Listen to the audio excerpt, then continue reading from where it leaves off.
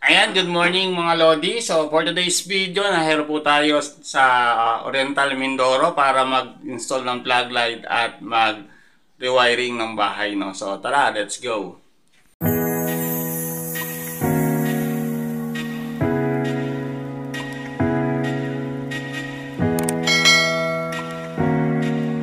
Ayan, let's go. So from North Caloocan to Oriental Mindoro. So gabiyahe na po tayo. Ayan, nandito na po tayo sa Cubao para sumakay papuntang Batangas. Ayan po. So let's go! Ayan, nandito na po tayo sa Batangas. Papunta ng Oriental Mindoro. So let's go! Ayan, nandito na po tayo sa Oriental Mindoro. Papunta na po tayo sa ating client. Ayan, ang ganda ng tanawin. Puro palayan. Ayan po mga guys, no. Ayan, so magkabilang panig is puro palayan. Ang ganda ng tanawin dito guys. Ayan, nandito na po tayo sa ating client. Ayan, so ito yung nasa likuran po natin yung ating wiringan. Ayan, at magsisimula na po tayo. Day 1 po ng ating trabaho. So magkakabit po tayo ng downlight. Ayan, para sa kanilang sala. Mga kasali ko right here. 1, 2, 3, 4, 5, 6, 7.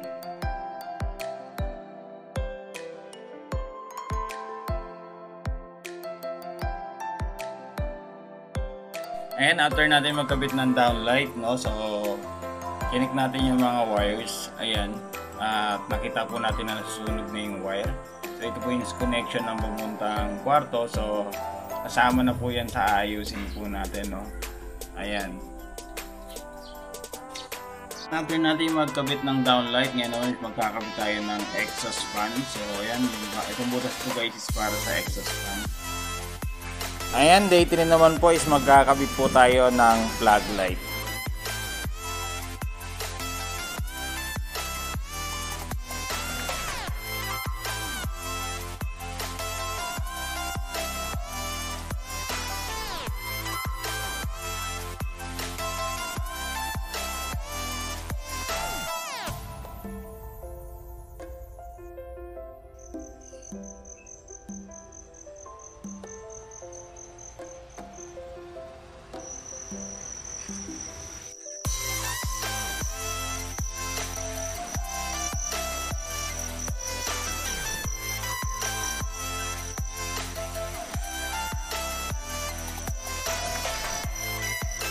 Ayan, day 4 po, mag-wiring naman po tayo.